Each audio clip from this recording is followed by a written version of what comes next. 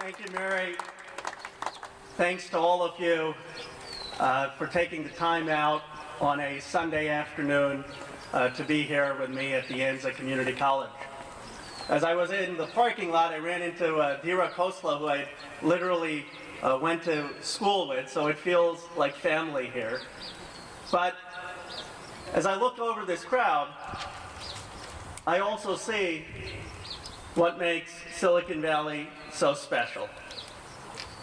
I see students, business leaders, entrepreneurs, working families. I see faces from every ethnic group across the globe.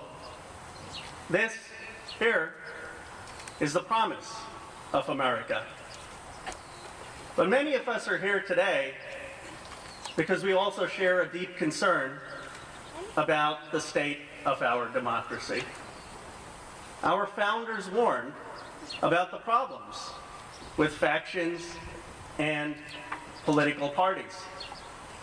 They warned that a country could not prosper if politics were dominated by special interests.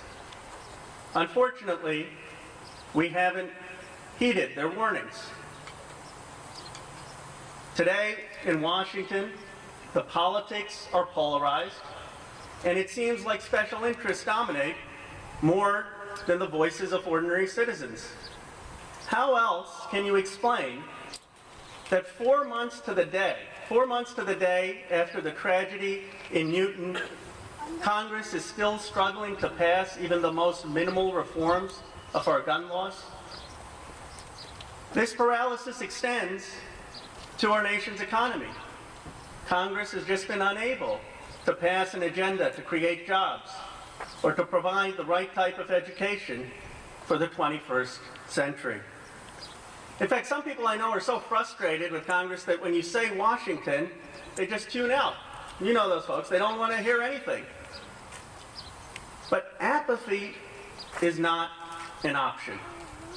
You see, the politics, the failure of our politics, it's not just a process thing, it actually has real consequences for the strength and competitiveness of our nation. It has put at risk the American dream for millions of middle-class families and for all those who aspire to it. At risk is the sacrifice of so many families, including mine, who wanted to pursue a better life. For the first time, there's a question of whether my generation will do as well as the previous one. And it reminds me of all the sacrifices that my family has made, like many of yours.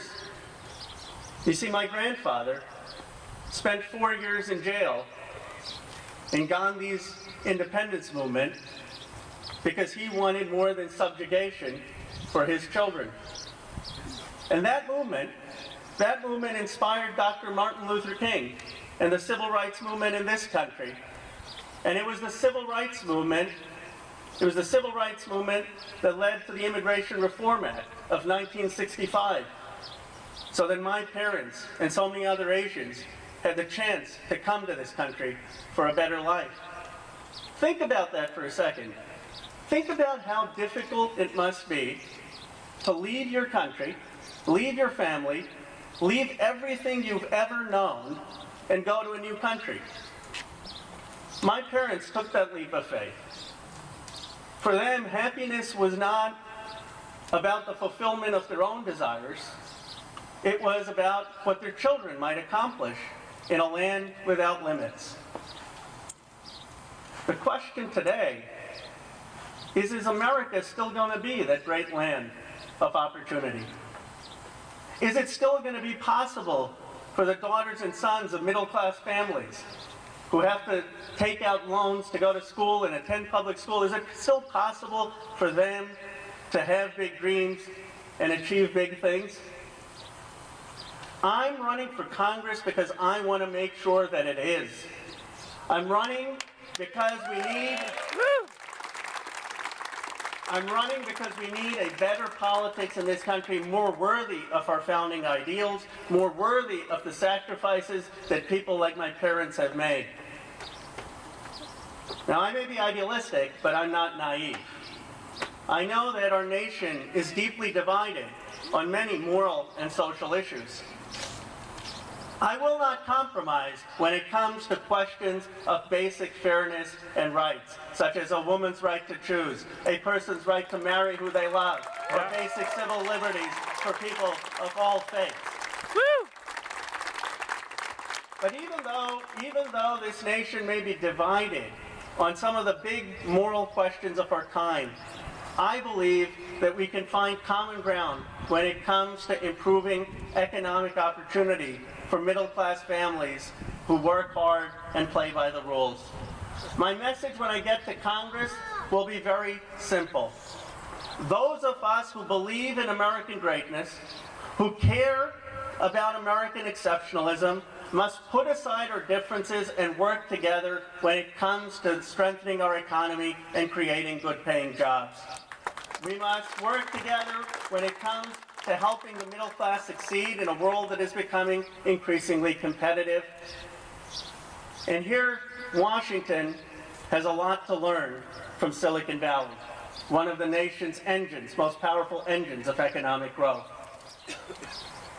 In Silicon Valley, we don't have labels, and we respect out-of-the-box thinking. We don't judge, we judge a person based on the merit of his or her ideas, not based on their titles, or their seniority, or their party. Isn't it time that we had a Congress capable of doing the same? A Congress that does not view labor and business as enemies, but as potential partners to create jobs? A Congress that does not view every government program as worth preserving, but only those that are measurably achieving actual results? A Congress that isn't beholden to the extreme ideology off the right or the left, but has pragmatic thinking about what will actually help the middle class? A Congress that doesn't just pay lip service to manufacturing jobs and saving manufacturing jobs, but actually knows what types of manufacturing jobs are sustainable in the United States and how we're going to obtain them? In short, we need more independent thinking in Congress. And fewer members who are going to march lockstep with their party and just regurgitate talking points. We need members of Congress who are going to stand up to PACs and the special interests and fight for change and new policies. Woohoo! Let me be specific about some of the policies based on what I've heard from all of you. We need tax rules in this country that incentivize companies to invest in the United States instead of parking their money overseas, and reform of a tax regime and rules that were written for a 1960s economy. And those companies that benefit from those reforms ought to be expanding their payroll and helping with worker training, because the goal of any incentive should be more jobs for the middle class. We need to simplify regulations at every level so that businesses choose to create jobs in Sunnyvale and Santa Clara instead of in Ireland or Singapore. Most important, we need to improve our nation's education system. Because today's global economy is based not on where you live, but on what you know. Our nation has been falling behind in education, and we simply cannot afford it. Many in here, Thelma describes Silicon Valley as technology rich, but if you talk to her as an educator, she'll tell you many of her schools are technology poor. We can start by making sure that every elementary school student in this district has the opportunity to learn how to code. It's a simple idea, but think about how many millionaires the Valley has produced because they knew how to code, or how many good-paying jobs exist for those who have programming skills. In fact, if there's a website far more important than rokhanna.com, it's code.org. We also we also need to make sure that every student in this district has some opportunity for higher education, whether it's a university, whether it's a community college, or whether it's vocational education.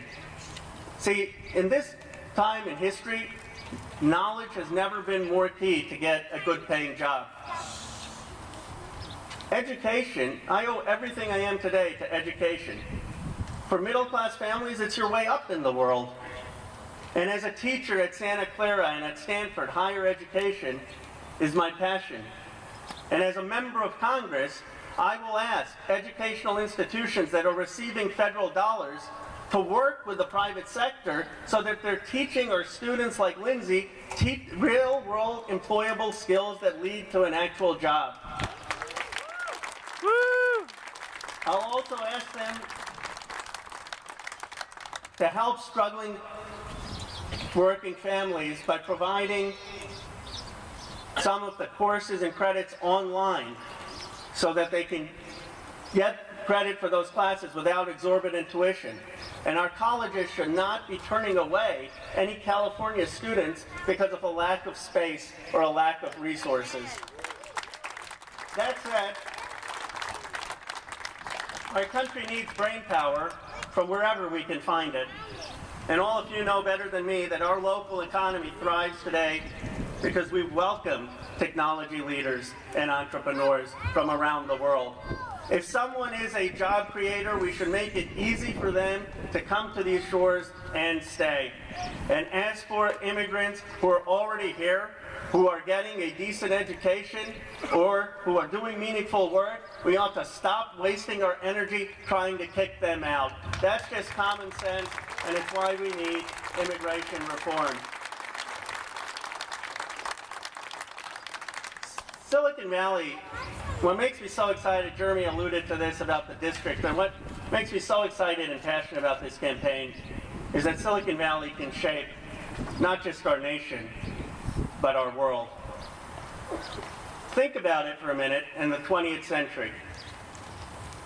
One of the most brutal centuries in human history. 2 world wars, the Korean War, the Vietnam War, the Cold War.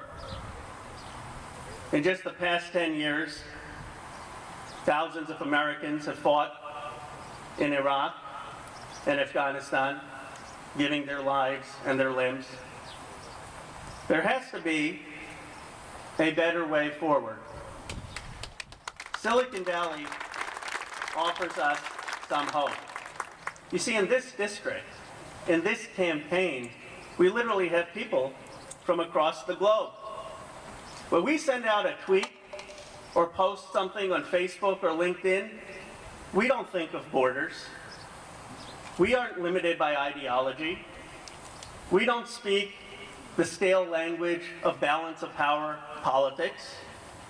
We just have friends in China, in India, in Pakistan, in the Middle East. That is why the world looks to Silicon Valley as a place for innovation, unencumbered by the past struggles along racial, religious, or national lines.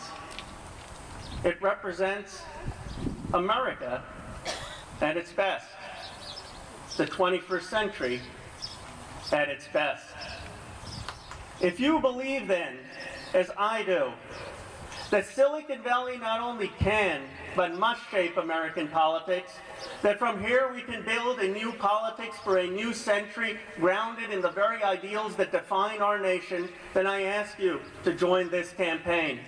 Together, we can restore civility and reason to our politics and make sure that every American has the chance to rise just as high as their hard work will let them. Together, we can help America remain that beacon of innovation, lighting our way to a more open, peaceful, and democratic world. I am so excited to be beginning this journey with all of you and standing here seeing you, hopeful for America's future. Thank you.